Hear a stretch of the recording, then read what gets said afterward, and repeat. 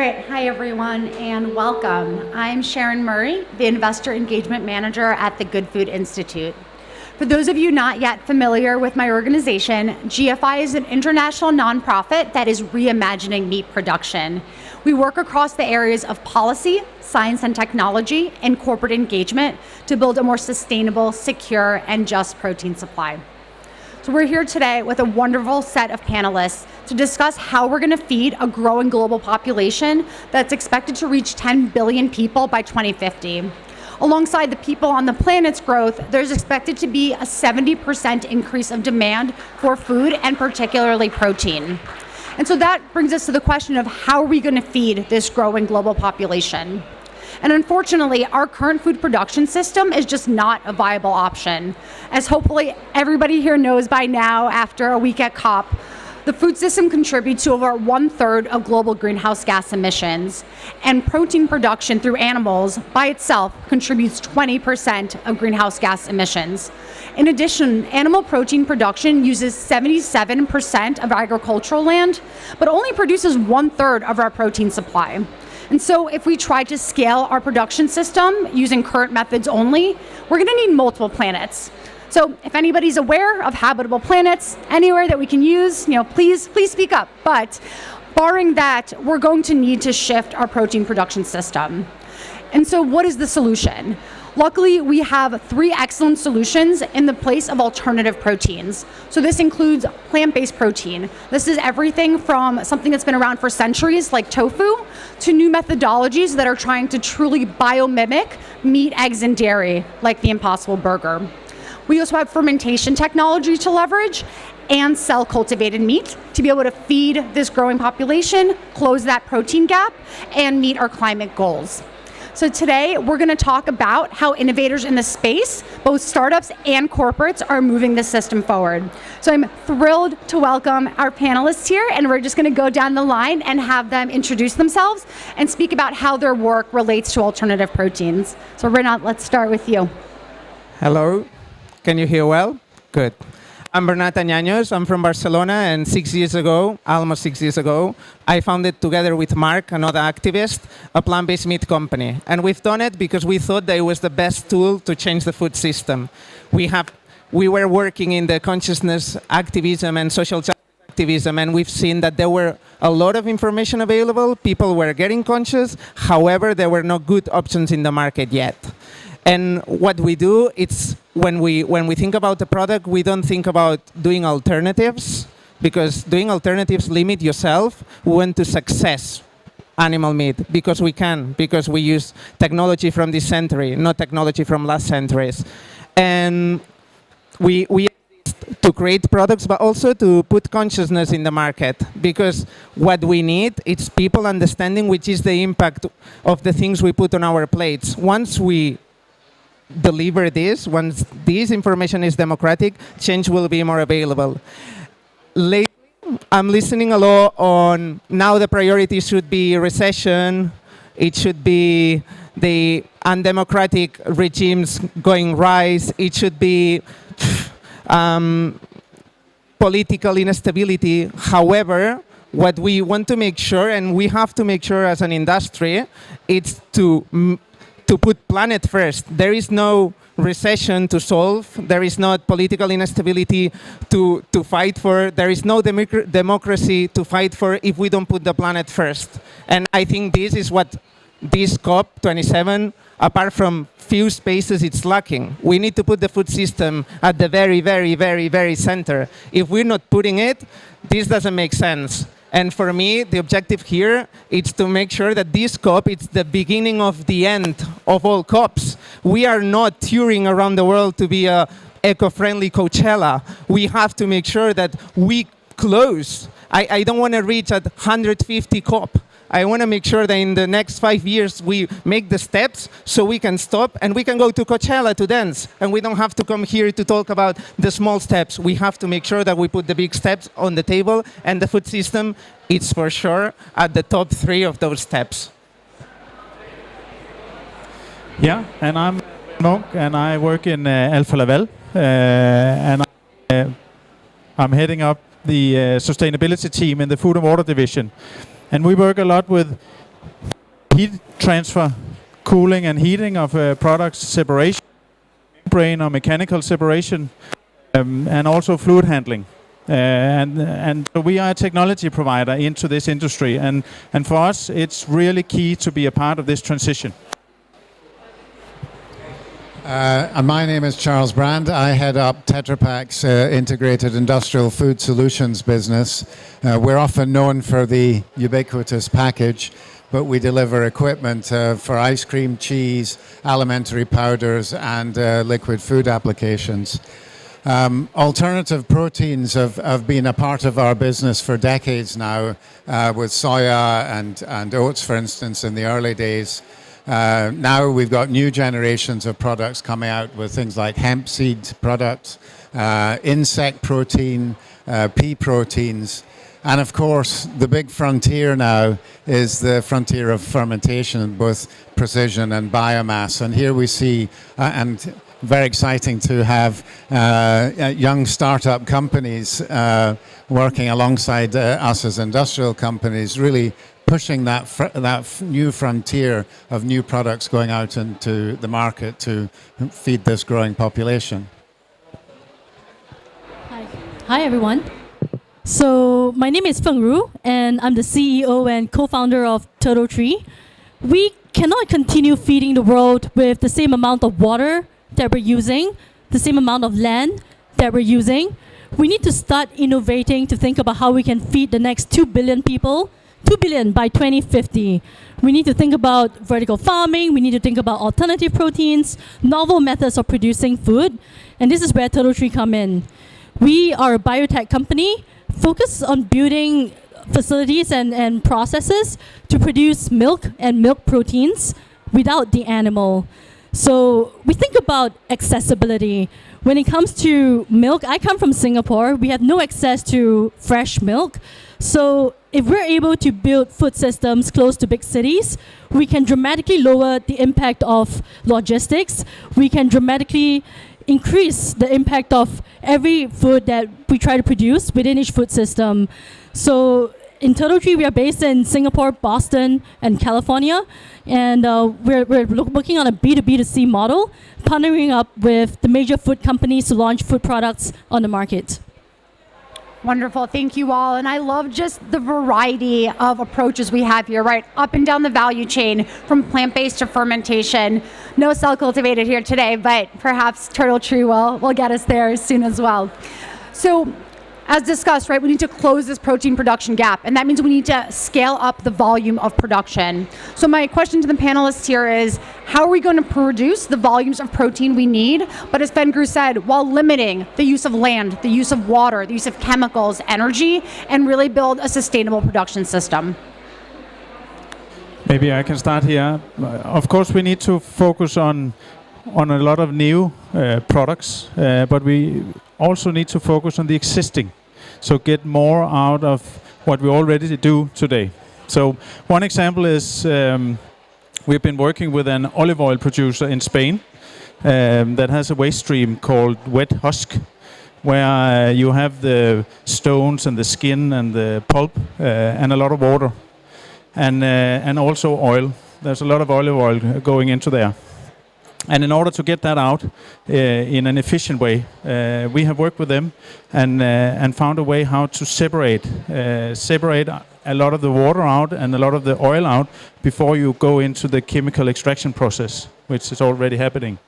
So really upcycling waste stream and reducing the environmental footprint. And this olive oil producer is now collecting waste streams from 40 olive oil mills in the region.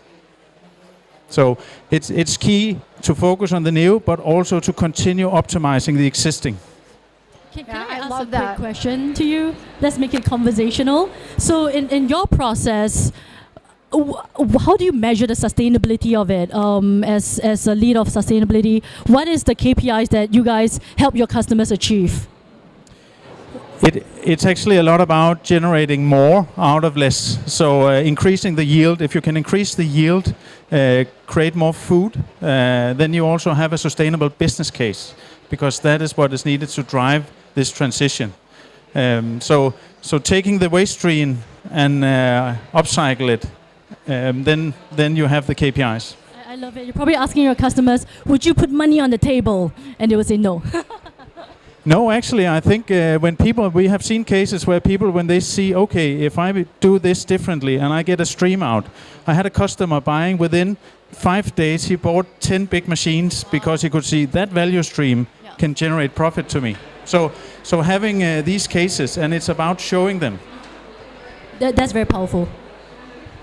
I mean, being a large-scale industrial company supplying into the food industry, we obviously have to set goals for ourselves. So we have a 2030 goal to reduce our customer operations by 50% in CO2, water usage, and food loss.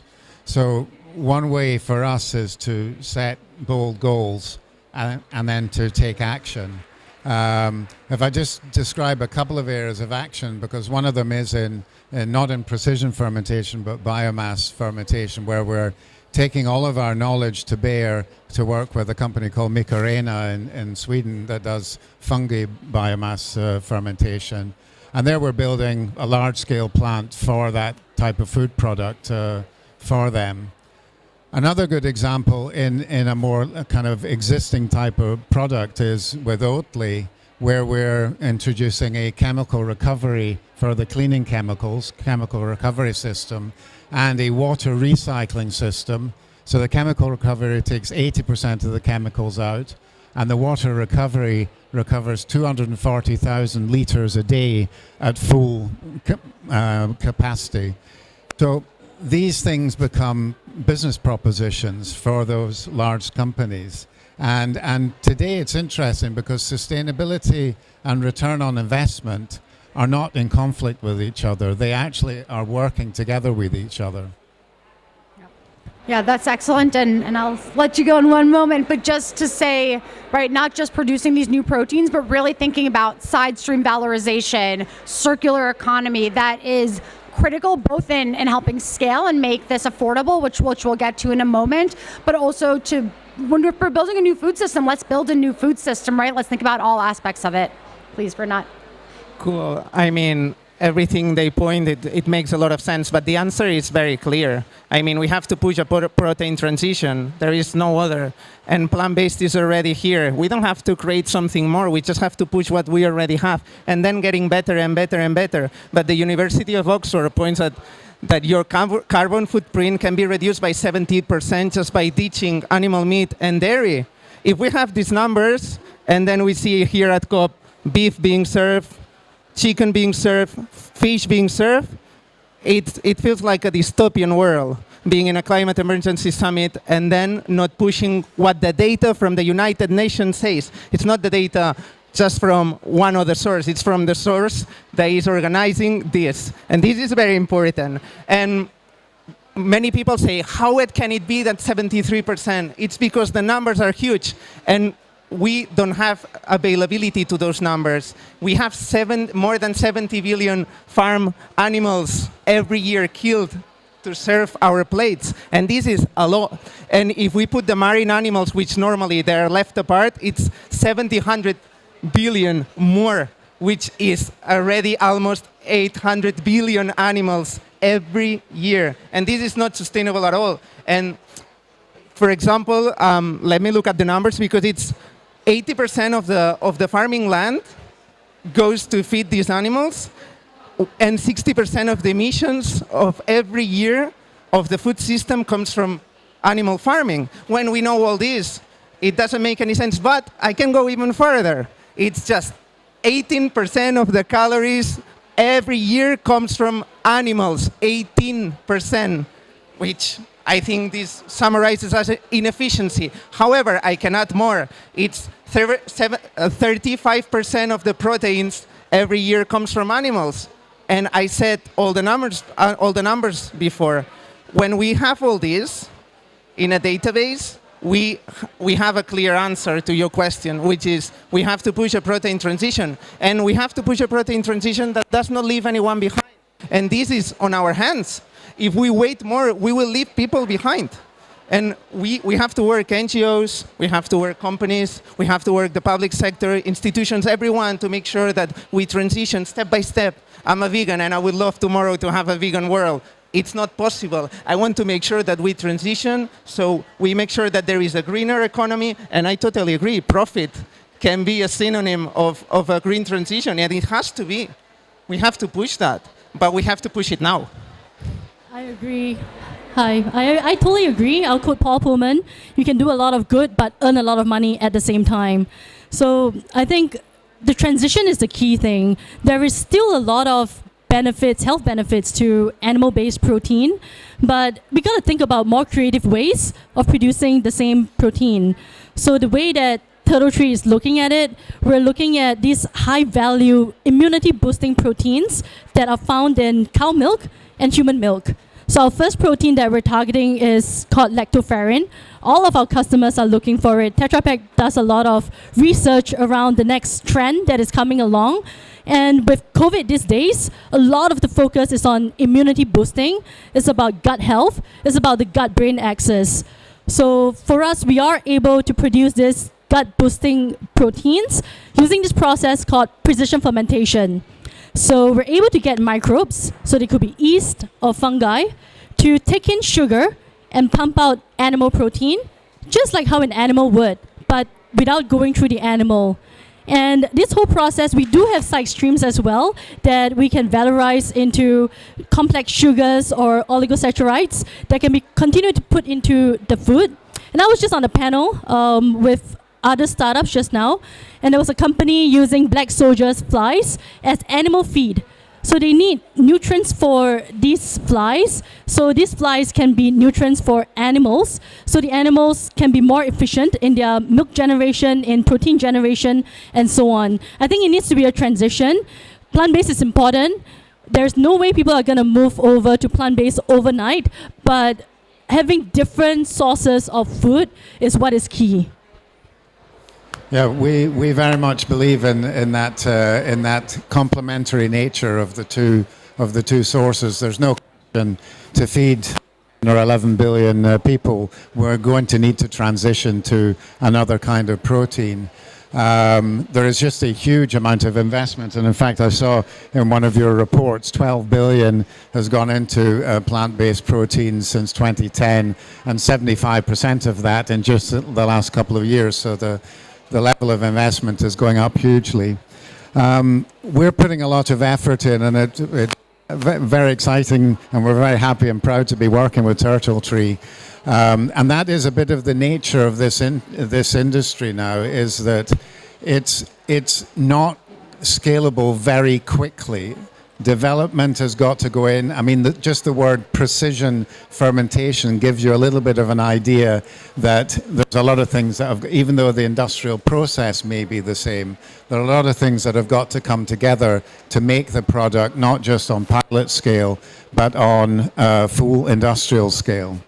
And so working together with startups and academia and using the kind of standard tried and tested processes that we have for going from a development project into a pilot scale, into small scale industrial and full scale, that is the way to safely and properly take it into into the consumer's hands. Yeah, so let me take two of the topics that were just discussed, and we'll go there next so we can expand on them.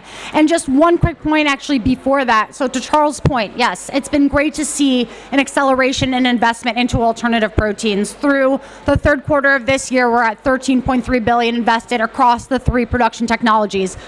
But over the same time, we have had $2.4 trillion invested in climate solutions overall. So 13 billion is great, but it's all relative, and that's maybe 0.05%, while we're talking about 20% of global greenhouse gas emissions, 75% of land. So we need to keep that in mind. Okay, the 2 points I'd love to double click on if we can here. So to Fengru on the nutrition side. So we need to produce the protein, right? We need to feed people. But we also have to make sure that it's nutritious. And as Bernat highlighted, if only about 1/3 of our protein is being created through animals, we know that developed markets are eating the vast majority of that. And so how do we make sure that we're providing nutritious, healthy food For the developed market side, to reduce the risk of cancer and all of the other heart disease, all of the risks that are caused by animal meat. On the emerging market side, how do we make sure that everybody has access to equitable nutrition? So please, let's go there next. So this first protein that we're targeting, lactoferrin, give you some background about the market and the size of the lactoferrin market. So currently, 90% of lactoferrin goes into infant nutrition, and only 5% of infant nutrition has lactoferrin. It has so many good benefits. It helps with your gut, it boosts your immunity. Why is it not more accessible to the other babies out there? Why can't adults access it? It's because of the price point. Today, lactoferrin trades between $700 to $1,500 per kg. And you compare that with whey. Whey is at $2 a kg. And why is that so? There's very little lactoferrin found in milk. There is only 0.1 grams in 1 whole liter of milk. So you need to go through a lot of milk before you can get a little bit of that benefit that everyone is asking for. So using precision fermentation, we are able to get up to much higher yields for people to access this protein. And then we will be able to allow the B2B partners to introduce this ingredient into their food products, into their infant nutrition, and so on. So for us, it's not just about empty calories. It's not 20 grams of protein. It's not 15 grams of carbohydrates. It's functional proteins. Proteins that you don't need a lot of, but gives you the full health benefits that it was meant for. And all these fantastic solutions that is already developed, but are still to be pushed to industrial scale in all over the world, I would say. That's where we need to work together. That's where we need to team up and dare create new partnerships across the value chain, and also utilizing companies like us here, having the knowledge on heat transfer, separation, and so on when you go to industrial scale. So we get that transition going fast and efficient. I think we need to think about the topic of speed and transformation. When we're going from something that is as nascent, as early as it is today, it takes time to industrialize things and to do it safely and in a way that does not have unintended consequences in the long term. I think the exciting part of there are many exciting parts of what's going on now, but one is that the pool is actually coming from the developed market today. It's healthy living, it's more sustainable diets, it's more interesting products, it's whether, if you don't, vegetarianism and veganism. What that is doing is it's creating a platform of development. It's creating technologies, and as I mentioned earlier, although the industrial process may be relatively similar, the precision, the formulation, the specific nature of each of the processes to produce that very specific lactoferrin or HMO or egg albumin or whatever type of protein it is, that is very specific to that installation. We need that time to create the truly high-scale industrial solutions. Those are the ones then that are going to help to transfer into the emerging populations and provide a better platform of nutrition for the long term. For me, there is another point, which is key. It's that we don't have to take animal meat as a benchmark. I think we take too much the benchmark of nutrition of animal meat, and we can do much better. This is very limited, and it's very limited because it goes through an animal, and an animal is a technology that you can change a bit, but you cannot change a lot. However, if we use technology from this century, the benchmark should be being much better. Plus, there is something that still we have to explore a lot, which is the plant-based kingdom. It's huge. And we still use mainly soy and pea. But there are many other sources to explore. And if we put all the budget, all the investment that it's going to try to make more sustainable one industry that it's clear, and I said all the numbers before, that it's obsolete, if we put this budget into trying to accelerate this because there is no more time, I think we will reach better nutrition, same taste at least, if not better, and easiness to cook, everything that the animal meat has, the positive side of animal meat, but with all the positive side of plant-based. And this is possible. We just need some time. I would like disagree a bit, like, because I feel there is like the number says that we have to accelerate this a lot. Obviously, we have to make it sure that it's in a safety manner, but it's possible. I mean, we started Euro with 40K in Barcelona, 2 guys asking family and friends, and now we are selling in many countries, and we are showing that plant-based is possible. This is made by 2 guys with very few resources. Imagine if all the money goes to that, not to Euro, but to the consumers to have accessibility. Yep. 2 guys with not a lot of resources, but clearly a lot of energy, at least if this half here is indicative. And I love the point that you made about the plant protein sources themselves, because you're right, we've mostly used commodity crops because that's what's been available, especially for startups.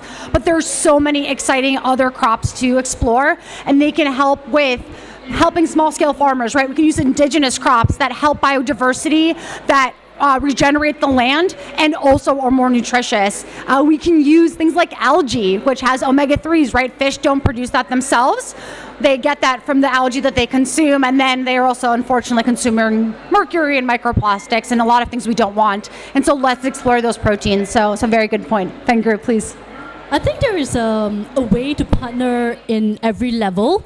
So from our point of view, on the research side, we do have a lot of partnerships with research institutes, with universities, even with plant-based options. Say your Oatly or your plant-based milks, these are great products, but when it comes to having functional benefits, we are partnering up with some of the biggest plant-based milk companies to introduce our ingredients into their plant-based milk products to make it a fortified plant-based milk. So that is an angle. And think about it, lactoferrin in the past was from animal milk, right? From cow milk. You couldn't put lactoferrin into plant-based milk because then it wouldn't be plant-based.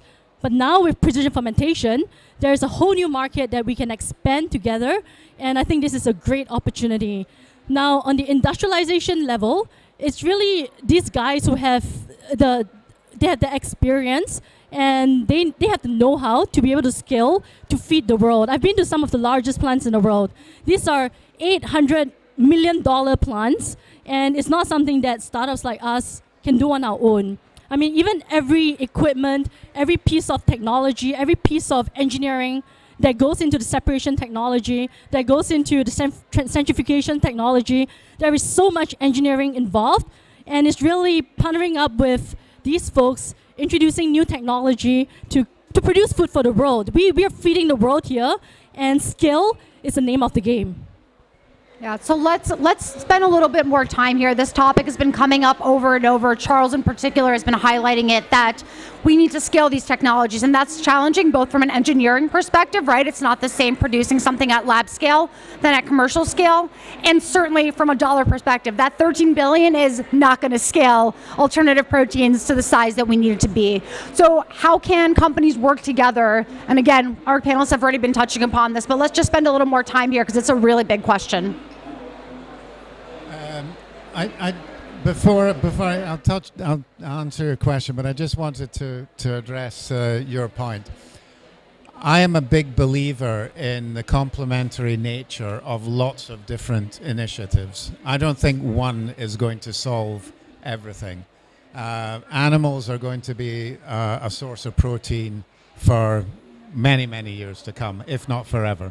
And other types of plant-based initiatives, I think, will have a life together. So I think that's something I truly believe in. Coming back to your question, that the way of working between the different partners in the value chain, so the startups, academia, our process of taking a customer, which is not new for the fermentation area, but which is something we've had for many years. We've got 12 product development centers that we use for our customers to come in, trial a product, formulate it, turn it into something that is then commercially viable, test market it, and get it going. Because just because you have a product doesn't mean that consumers are actually going to buy it. I usually say test, taste, texture, price. Those three things have got to work with the consumer, whatever the product is. And that just says that there is a period of time that it takes to get it right. And that we have to do in partnership between all of the parts of the value chain to make it work properly. And just building on that, having the challenges in front of us also drives the innovation much more. So if we have a specific case where we need to treat something or convert something or twist something, that's really something we love as a technology provider, to help making that possible. Maybe it wasn't possible yesterday, but really seeing the greater purpose of doing that innovation. And we have a lot of R&D hubs where we can drive this innovation. Yeah, absolutely. And I think an invention is not an innovation. It's only an innovation if you're able to commercialize it. So I think that's where the experience of the large companies really come in. And I like to quote my experience with Tetra Pak. How they work with startups is showing us how they work with their customers. So we have a very close relationship with them, and they have this experience center in their regional HQs where they introduce ingredient providers, ingredient innovators like us to go through what their customers would go through, understanding what are the trends for the consumers on the market, understanding the different processes and support that Tetra Pak can give their customers. And that's how we see what's important to them, and that's how we can partner up with them. Why not? For me, in the point of scale, sorry, I'm a bit more like, I take risks in general in life, but in the point of scaling, I think, and I say this because there are counters here saying how many years we have to give a solution, and it says that it's 6 years. So, I mean, we can say that we can take and we can do a transition that's very slow, but rather the data says that we don't have this time. So just in the European Union, 30 billion euros go every year to try to make animal meat and dairy cheap. And this is the reality. This is the reality. So institutions here, and obviously, companies, we have to work together to make sure that the institutions put the money in the right place. And I'm not saying that it has to go to us to put my salary up. No. It has to go to the consumer. The consumer has to have at least price parity as soon as possible, because yes, price, it's a big point, but we will reach price if the subsidies stop going to an industry that has negative impact and start going to industries that have positive impact. And it doesn't make sense that the European Union, is doing many things right, but we talk a lot about the 2030 agenda. There is no 2030 agenda if we stop giving subsidies to the industry that pollutes more our continent. It doesn't make sense. So scaling quicker than what it has been used in the past, it's possible. We just have to make sure that we push the institutions and then the investment side, the private investment side, to the path of the positive impact. And yes, I totally agree with you. We are more close than than what we think, but maybe one thing, because I agree with you. The meat food chain will stay there for a long time still, if we want. But I think there will be a demand for it. Also, we need to increase the amount of food in the world. So here it's also about optimizing and make sure we get more out of less. And we have a case where we have increased the output by 15% by working together. And I think that's also important to continue doing that while also investing heavily. There should also be money, a lot of money spent into, but we should not forget about the existing and continue optimizing all streams. So we've got about 5 minutes left here. I have plenty more to ask these fantastic panelists, but would love to first open it up to the audience. Anybody have any questions to pose? Yeah, we got a couple here.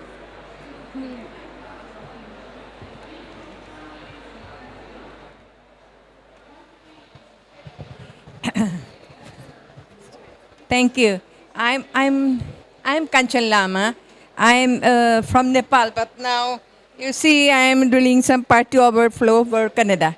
Okay, and when I was standing there, I was trying to articulate what is the important, very interesting topic, because if you relate to climate change in my country, Nepal, developing country, our women, especially pregnant mothers and pregnant women, they suffer most due to lack of protein food. So like they get anemic and they get malnourished. Big, huge problem. All the UN organizations and all the development organizations are funding many programs, but there is no sustainable way how to enable them to produce in their own land, some kind of this plant-based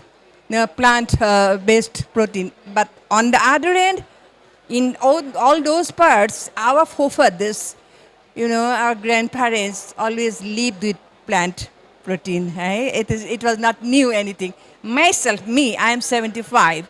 I use plant protein. So I know the value, but how can we enable that kind of intervention in those areas where most deprived, poor people can really make it? Because it will be real fantastic and sustainable. As you said, yes, we will have to do it, the existing ones, we cannot forget. But how can the transition be with investment, actually efforts, how can we make it happen? It will be a wonderful dream. Thank you. Maybe I can start first by addressing the anemic challenges around women. So the first protein that we're targeting is called lactoferrin. From the word ferrin, it helps with iron regulation. So it helps to transport iron throughout the body, which means it helps with anemic mothers. It helps with more oxygen into your brain and better muscle recovery. So for us, using novel methods of producing lactoferrin, we can make it accessible at a price point that is acceptable for consumers in other markets outside of that 5% of infant nutrition, which has lactoferrin today. We're going to drive the cost down so everyone can have access to it. One comment from my side is, now it comes in here, is that we have this innovation house in Søborg where we have a lot of startup, more than 20 startup companies working. And there's actually one company that has been focusing on reducing waste at the very start of the food chain. So having a way of preserving the food coming out, agriculture or whatever food there is produced. So it's not wasted, but preserved and can be saved for a longer time. And I think thinking together, teaming up with startups and other companies to try to optimize the reduction of waste in the early stage of the food production. I think there we can do much more. Thank you. And I think maybe very quickly we can take one more question there.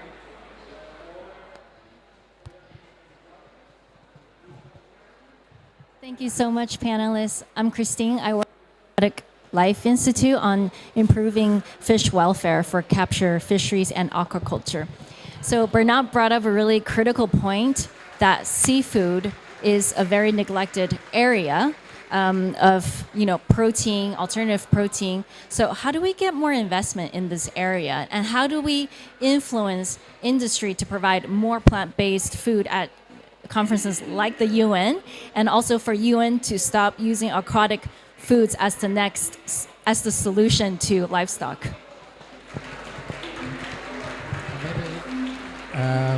Maybe I'm going to give an answer which covers both the two here and also the point here, because although businesses, we come up with innovations, we come up with solutions to problems and we provide them. So if there is a way to use seafood protein, which there obviously is, then it's our role to search that out.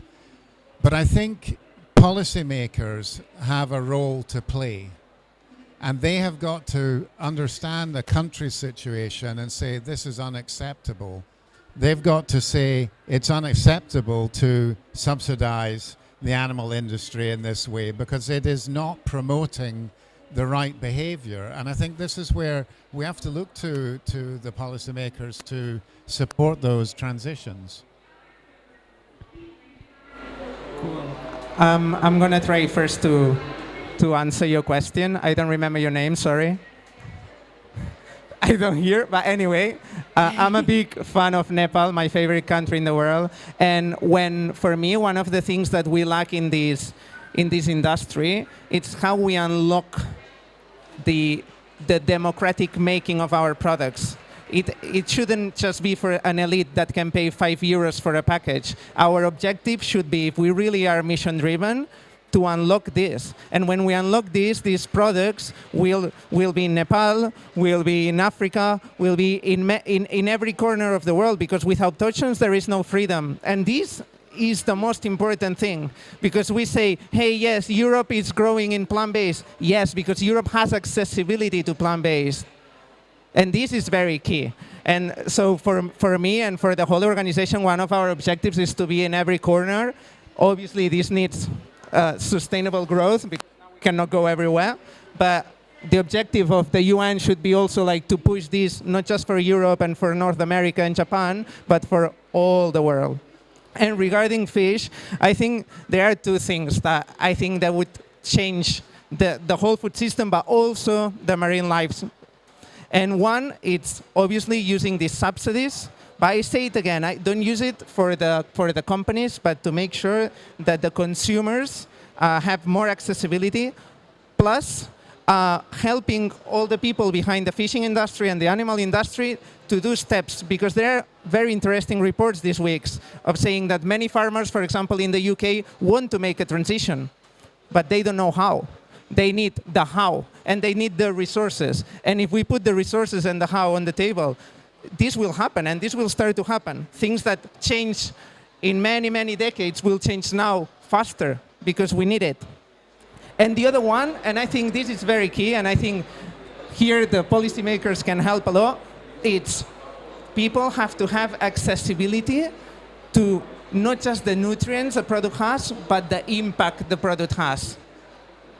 Because if you don't have anything to hide in your production, in your supply chain, you have to be able to say which is the CO2 you use, which is the amount of water, which is the amount of resources. And we need to empower people, we need to empower consumers to ease this information that sometimes stay at COP and the elites and the universities. It has to go to every single street, square. People have to know that there are products that a beef burger needs almost 2,000 liters of water. This is not just unsustainable, it's also not fair. There are people with no access to food. And this is sometimes something that we don't talk a lot. We say, in 2050 we will be this amount of people. But today, in the today food system, we are not feeding everyone. We are not feeding everyone. And this is a reality today. If we don't change quick, and the growing population is happening, will be worse. So we have to accelerate this. Yeah, and we should make the transition based on data. And I can tell you, and we have talked about that we have a responsibility also on making transparency on all the data in the whole value chain. So it's really important that everyone is pushing for that transparency. All right, I think we're going to get... Oh, sorry. No, and something very important is to use one language, one single language. And this can be an agreement here at the COP. Many countries around the world can agree on using one single language and on pushing all the companies, also us, to do better. And on that note, so completely agree with all of these points. We clearly could all talk about this all day. So please do come talk to us after the session. I could not agree more on the point of information flow. Everything GFI does is open access. So if you're interested in learning more about these solutions, more about the data, we have all of that available. We also recently published an ESG, Environmental Social Governance Reporting Framework, specific to alternative proteins to measure the exact impacts and make that data accessible. So look, there's clearly a lot to do, a long way to go, but all I can say is, instead of focusing on that, I'm going to focus on the clearly passionate, innovative panelists that we have here. And there are so many more across the industry that are driving these change. So let's end on a positive note, and then we can keep having the debate as the days and years go on. Thank you.